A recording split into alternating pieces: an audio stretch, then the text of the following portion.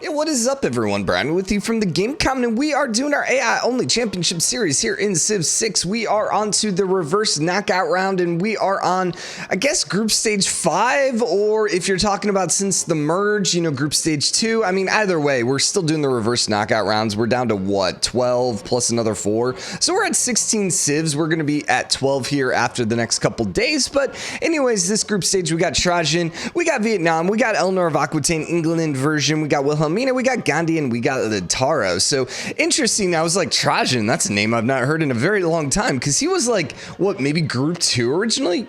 You know, I have my doc up here. What was he originally? Trajan. I'm not seeing him, actually. Is that the original group? No, we had more than 6 groups to begin with. Yeah, that was not the original group. That was the second chance one I put at the bottom. Hold up. This is very important, apparently. Yeah, he was in group 2. Dang, so we've not seen him in quite some time, which is weird because it's like Wilhelmina. I'm like, man, I feel like I've heard that name a lot recently. Everything's the same. We're on fractal still. I did bump it to small. We're going to give it a very small chance here to... Dang it, Brian. Yeah, we're going to give it a very small chance here. We'll give it a couple rounds to see if we can get a small working. If not, then we might end up bumping it up to a standard size. Actually, let's just go ahead and do a low sea level, and then maybe that should give us enough land for everyone. Basically, I just don't want to have to load 500 times today, but we'll see. So let's load in the game, and we'll be back then in 1 second. All right, I think we actually have a good map, finally. It's been a while. We had one good map. This is probably the 6th or 7th reload. We had one that was like fine, but then Gandhi decided not to throw down 3 cities before turn 30, and I was like, you gotta be freaking kidding me. Eleanor of Aquitaine's in a little bit of a sketchy spot, but she's got north, and quite frankly, we gotta just go with it, I think, at this point. This is by far the best one we had, and I think we just gotta keep it. So, letting barbarians spawn here for a few more turns before we turn off the fog of war. Gandhi's gonna get 3rd city down. Lautaro only has the 1. Hopefully he still settles here. And this doesn't screw him over. Okay, he went right there. So Gandhi and Lautaro are going to be right on top of each other. Then Rome's on the eastern side. No, you froze. Are you kidding me? Dude, we're never going to finish this, are we? We are never going to freaking finish this. Okay. Well, one thing I was about to mention is the interesting thing about this group is the fact that we have Gandhi in the group. And the thing about Gandhi is, remember, he's the only one to actually win the game twice. So the question is he going to be able to win the game 3 times? I feel like every time he's able to survive getting knocked out, it's just kind of like one of those things where it's like, dude, he's going to win again. He's going to win again. Like, I don't know. It just makes me think of like Tom Brady with American football, where it's like the longer, like the deeper and deeper he gets into the playoff, it's like, nah, surely he's not going to be able to win again. And that's what I think is kind of happening here with Gandhi, where it's like, I don't know. I just admittedly never respected Gandhi to begin with. I don't think I've really respected Gandhi until all of a sudden he pulled out that second wind, and I'm like, okay, second win, not wind. And it's just like, there's something about the AI, whether it's the peacefulness, whether it's the Varu, whether it's the food, or honestly, it's probably all of those, that his AI is just built really, really well for the AI only series. And I actually think he might be the strongest AI, which is crazy to say.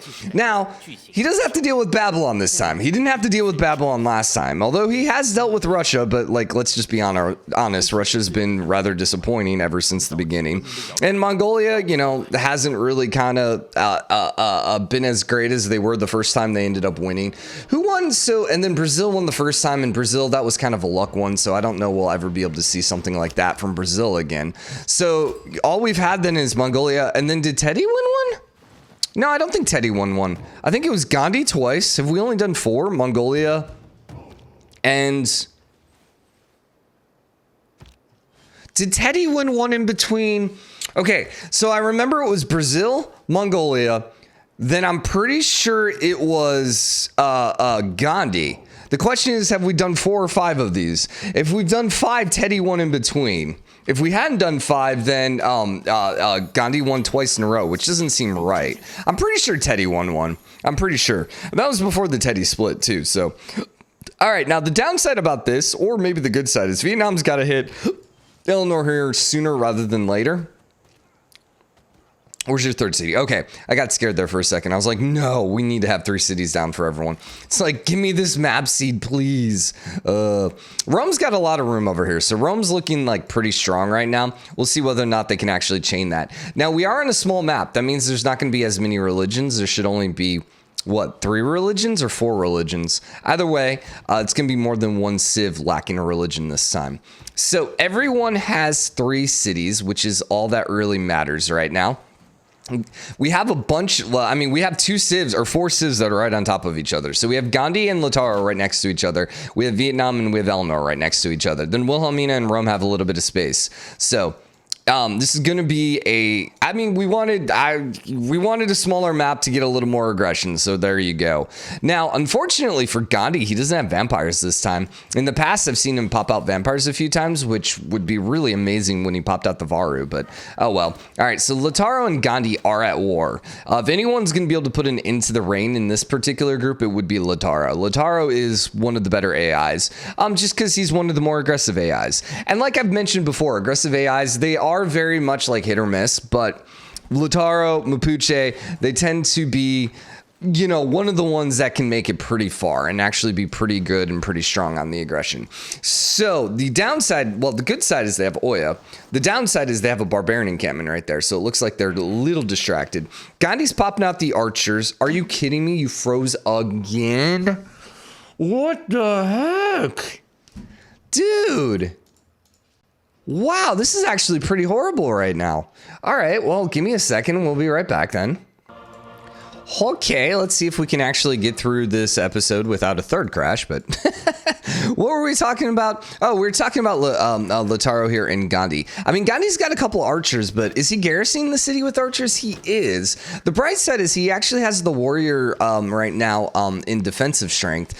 So yeah, he actually looks like he's going to be okay because Lautaro just lost all of their troop there. And Oya is not honestly one of the best heroes in the game. Like, sure, it does 40 damage, which, you know, could be nice if you're way outclassed, but really not necessarily the greatest. Now, it looks like Vietnam's coming south. I wonder if Vietnam's maybe going to put a pass on England and instead go for like Gandhi or Lautaro here, which would be interesting. Gandhi is now pushing forward, kind of. He's got the archers, but only 12 garrison defense strength. We don't have any walls popping out. The thing is, Delhi is not too far from Varu because, you know, Varu are fairly early in the game, and that is when things are going to become fun. So, England actually popped out one of their religions. They got Catholicism. There's actually 4. So yeah, 2 civs will be missing a religion. So Gandhi will definitely get a religion. I imagine Batru. And then I don't know from there. Yeah. That's interesting. I don't have any idea. We have 2 people popping out the Oracle. Are you kidding me? I think it froze again. What the actual crap is going on today? What the actual crap? Oh my God, guys. Oh, this is like, what? The funny thing is all the freaking maps that we loaded in that didn't freeze. We'll be back again. You know what? Maybe I just like, you know, pretend all these happen and I just tell you guys who's the winner, right? Just forget running the game. The game doesn't want to actually work, so fine. Gandhi's the winner, you know, and Eleanor got eliminated. I don't know. I don't even know what we're talking about. It's Monday morning, okay? I'm exhausted. I need whatever. It's Monday, okay? It's Monday and my coffee hasn't kicked in yet, I guess, or something along those lines. There was one other thing I was going to mention before the crash, or maybe after the crash. I don't remember. I'm really intrigued here with England popping out with the vampires and all the troop count. Looks like you're actually just going for the barbarians. Interesting. Batru still is not actually declaring war on anyone. She's pretty friendly with everyone, but I feel like it's a matter of time before she goes to war. Then again, her military is not that strong. Gandhi and Lautaro are not that far behind her. There are now horsemen here for Lautaro, but Varu are about to pop out, and the Varu are just going to absolutely dominate at this point in the game. And I mean, honestly, once again, this is what makes India so strong, is they're just able to survive early pressure because, oh no, we might die. Oh, ha ha ha, I got an elephant. We got a Hulk. Well, I got an elephant, man. And I think I'd rather have a Varu versus freaking Hulk, man. I mean, not actually, but, you know, whatever. Shut up. Anyways, Brian, dude, brain is just not there. I don't know what it is. Okay, so We have the Hanging Gardens popping out. Let's just restart. Just gonna take a breath. Hi everyone, it's Brian with you from TheGameCommon, and we're doing our AI-only championship series. Like, I'm not even weird today, I'm just like dumb today. So anyways, the Etenmeki is popping out over there with England, but we also saw it popping out here with Rome. I think England actually has it on the priority. Dude, Chennai's gonna fall. No, because it's all archers here. I was gonna say, dude, Chennai falling with all of the elephants there would have been kind of crazy. So it looks like Gandhi will pull this out. He needs to clear out those archers though before some of those horsemen get too close though. The other thing is this would be a great time for walls to pop out, but you know, I can understand the need for the elephants. So the Varu are sitting there at 40 combat strength. That's against the 36 combat strength horseman. But keep in mind, oh, that horseman died. Oh, what? Oh, India, how bad, how misplayed was that? Oh, that was horrible. Like, India was in total position there, and oh, they're also getting their butt kicked now by Bachru. All right, well, you know what? This is really bad for India. They might not be able to catch back up because of this. Interesting. I love how we were talking about, well, you know, clearly they're just going to cruise to a victory, or, you know, maybe they are going to cruise to a victory, and then they just go and get their butts kicked. They get a religion. Taoism's Vietnam, Netherlands, so they don't have a religion yet either. Question is, if they don't end up with the religion, they're a little behind Netherlands too. Dude, that would be crazy. This is very anti-India. Now, Chennai's flipping back, which I suppose is not that surprising. He needs to hold on to Mysore, though, because he needs that loyalty pressure here on Chennai. The bigger thing is he is looking at potentially a Dark Age. Now, let's see. I think the Varu probably popped out this era. In addition, the steppe walls, I assume, were probably this era, which means he would probably be getting a golden era. But, dude, he should not have lost Chennai. Like, there's no reason he should have lost it with the double Varu. Like, I'm sorry, that was some misplay there. Now, the bigger thing about this is the fact that Vietnam has a lot of troops there, and, like, India doesn't have a lot here either. The Chennai flipping is actually really good because that's going to pop out some men-at-arms, which is going to distract... maybe distract some of the Mapuche troops. So the Indian elephants are still falling here pretty quickly, though. Dude, that double team on India, man. And then what's happening over here? Not really much. I would not be surprised to see Eleanor maybe go here against Vietnam, because Vietnam, I imagine, is getting a little low on count. 234. But, you know, if she starts ticking a little further down, oof. Dude, that volcano literally just blew up 2 of the Vietnam cities. Luckily, there was no one there declaring war on them. Now, what's interesting here is we've not seen any walls yet. India getting some walls would be pretty key right now. Now, here's the other thing I'm wondering. Will India get loyalty? Or, sorry, get air score for getting Chennai back? Because, like, a free city joined you. But it was your city, so I'm not entirely sure how that would work. Yeah, I've never had that happen, so I don't know if that gives you loyalty pressure or not. I don't lose cities, okay? Come on, dude. I'm a deity level player, man. Probably one of the top, like, 100,000 people in this game in the world, so, you know, I gotta be higher than that. I would put myself top, you know, at least 5,000. Probably at least top 1,000. But, you know, if we're being safe, I would say top 1,000. I would actually probably argue even higher than that, like maybe 500, but, you know, it's okay. It's okay. I think in this game in particular, I'm good at abusing the AI. I've figured out how to abuse the AI, and I'm good at that. Now, are we talking about human 1v1 kind of things? That's a whole nother story, and honestly, like, I'm okay with the multiplayer. The problem is, like, I'm the kind of dude that wants like 10-second turns, and everyone else who plays this game's like, give me 3-hour turns, and I'm like, nah, let's just go, dude. Just because, you know, if I'm gonna sit here and play a game all in one day, I don't want it to be like an 18-hour day. So, like, anytime, if you've ever watched me play multiplayer, it's always like I'm like one of the first ones done every single turn. So that's where it's like hard, because if I was actually playing for keeps, I would probably want to play slower and actually think through my options. But that's where, like, I don't know, I just enjoy single player because I can kind of play at my pace. And, you know, some turns I want like 10 seconds, other turns I want like 10 minutes, you know. Maybe it's one of those things where, like, if you're doing 1v1s, you need kind of like a chess clock where you can kind of like tick it back and forth, and you're like, okay, I have 10 minutes to take like my first, you know, 100 turns. And so I can spend all 10 minutes on one turn if I wanted. But all right, everyone but Eleanor got a Dark Age. Interesting. Doesn't really really matter because it'll flip right back and she's kind of in a safe spot. But yeah, that was very key for India. India needed that just to kind of survive. Oh God, I thought it froze again on me and I was like, I'm going to kill someone. Military is actually pretty balanced here. Batru is a little on the weak side, but England doesn't seem too interested in declaring on her. Rome, let's actually look at the score here. Rome is in first place and Wilhelmina is in second, which admitted, like, seeing how much territory they have, it's not surprising. It should be that way. Gandhi is in last right now, but I mean, honestly, it's still pretty dang close. So like, it's not that big of a deal. It's just whether or not it's going to continue this way. Did the last religion get taken? Yes. And it was India. Okay, so India did end up beating Wilhelmina. Now, the big thing is, yeah, and I was wondering about that. So Protestantism, wait, Wilhelmina did get a religion. Oh, I didn't realize that. Yeah, she did. Oh, that's kind of bad for India then, because he's completely surrounded by religions.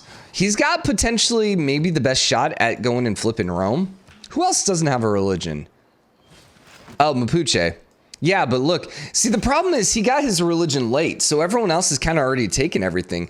So his religion right now is pretty far behind. And so, yeah, he's going to probably be able to flip Mumbai, but then he's going to have to do some work here into flipping his other two towns. And so, yeah, that's not great. Not great. So the Etamaki ended up getting built, whatever, by Mapuche. So congrats there. Rumba, I think, is popping out quite a few wonders over here. They're working on statues of Zeus. Nice. One of those wonders that I've never really gotten a chance to build. I think we built it one time. Unlike the Etamaneki, which I don't think I've ever gotten built. Maybe one time on that one as well. Hey, we got a Petra. Okay. Like, you're building the Petra in the city that has access to the delicate arch, so I appreciate that, but, you know, it really isn't going to be that useful. So, and unfortunately, you're building on the one tile that actually was probably maybe the best tile here because it actually had the faith, but whatever. At least you'll get 2 freaking hills out of this eventually, 2 Petra hills, which, you know, Petra hills are the best hills. So, Wilhelmina, not a whole lot happening down there. India's gone with some naval invasion of the Varu, which, okay, I'm not sure where you're going with that. Vietnam's still not doing anything, and dude, we still don't have walls up, which is kind of crazy. Yeah, like Da Nang, all these front cities don't have walls, except Chennai does now, which is good. So the question, I guess, at this point is going to come down to Dark Ages. Mapuche is expanding northwards. They got a lot of room. The biggest thing is they got to be careful here. Do we have city locations? Yeah, we have a couple that can get thrown out. Looks like Vietnam's going to go take that one, which is good. The Void Chen are up. Yes, more elephant on elephant action. Hot elephant v elephant action. Oh, Gandhi went for an invasion of Netherlands? Okay. I mean, admittedly, the Varu are pretty freaking crazy, but I don't think... Yeah, she's got freaking musket men. So that's 55 against, 40. So, well, technically it's 50 against 40, but still. What the heck are you thinking, India? Like, he barely survived the double war, and so then he goes and declares war... This is Gandhi. This is Gandhi. Peace is always the option. Never declare war on anyone. Gandhi, what the hell? Dude, what did they do to my Gandhi? Okay, who freaking snuck in here? Mongolia, when did you come in here and take over Gandhi? Now, he might actually be able to ninja this town here. That knight is going to be strong enough. It depends if it survives this attack. Yeah, and then he moves away. Just barely is going to end up missing out on it unless he's got a promotion. But honestly, he's going to end up losing both these units now. Other knights incoming, but the HP gain's too big. Yeah, it's too big. I think he lost it. He freaking close, man. Well, what the hell is Gandhi doing though? That's so strange. Also, the Void Chen, where are they going? I have no idea. Rome. Just seeing if Rome has anyone to declare war on. Not really. Rome is all the way. They took over Bandar, though, at least. Okay. Looks like Gandhi's going to be now adjacent to Rome here pretty quickly, which, yeah, I don't know about that. I wonder about settling on the geothermal here. Probably not. I think you'd much rather get over there. I don't know if he can get into the water, though, with his settler yet. Actually, he should if he's got his naval units in the, or military units in the water, right? Yeah, he should be able to get in there with them. Okay, sorry. Thought I got a text there. We still have the vampires up here too with Eleanor, and I don't think Eleanor's been at war at all. She is not liked too well now by a couple people, but wait, she's still friendly with Basil though. Yeah, her and Basil. I mean, they're not friendly, but they're not, you know, unfriendly. They're what would be the best way to describe it? Because you got friendly, which is like the green smiley face. Then you have like, wait, actually, isn't it friend? Wait, this is, yeah, friendly. So then what's like neutral? What's that called? When they're just like not unfriendly.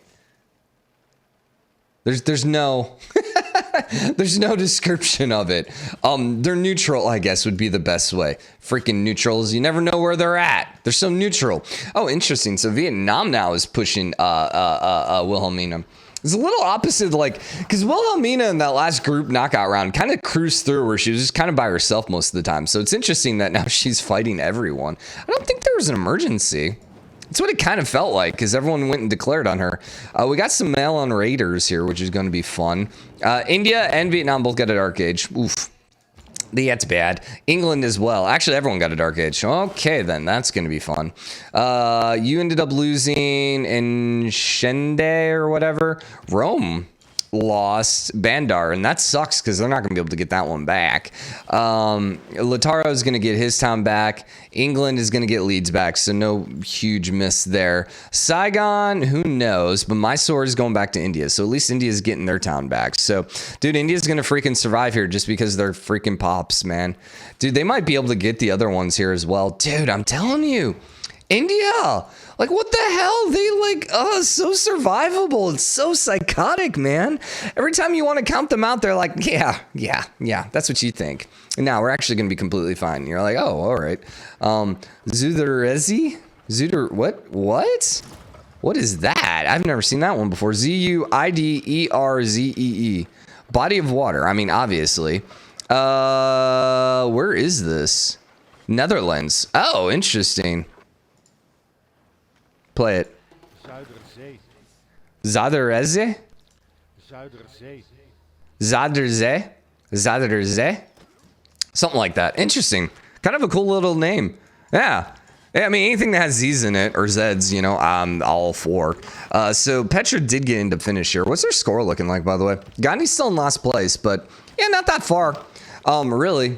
Like, I'm trying to remember, what was the losing score in our last group? It was 1,500, basically. So Gandhi's needing to probably get about another 1,200 or so to get to 1,600 to survive. Probably. I mean, we're just kind of assuming on that. But yeah, they are not popping out that many wonders, but they are going to get the pop score. And they're still sitting here with their settler, dude. Their settler broke. So they are going to get the pop score from having a lot of population. Saigon's not flipping. Interesting. It is, actually. It's flipping to Vietnam. By a lot, actually. Okay. Yeah, why?